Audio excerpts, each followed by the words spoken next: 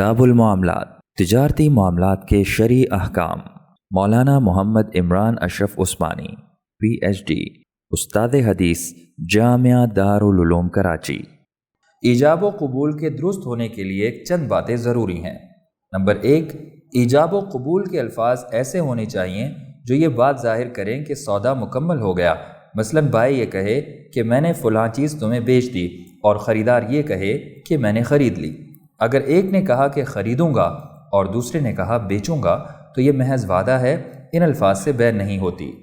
Number 2، اسی طرح یہ ضروری ہے کہ عقد بیع کسی آئندہ تاریخ کے آنے یا کسی آئندہ ہونے والے واقعے پر معلق نہ ہو، بلکہ اسی وقت نافذ ہو جائے۔ لہٰذا مستقبل کے سودے جس میں آئندہ کی کسی تاریخ پر ابھی سے سودا کر لیا جاتا ہے وہ ناجائز ہیں۔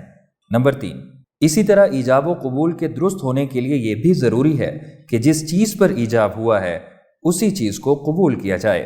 اگر کسی نے ایک قسم کا کپڑا متعین طور پر بیچنے کے لیے ایجاب کیا اور خریدار نے کسی اور قسم کے کپڑے کو قبول کر لیا تو ایجاب و قبول درست نہیں ہوا۔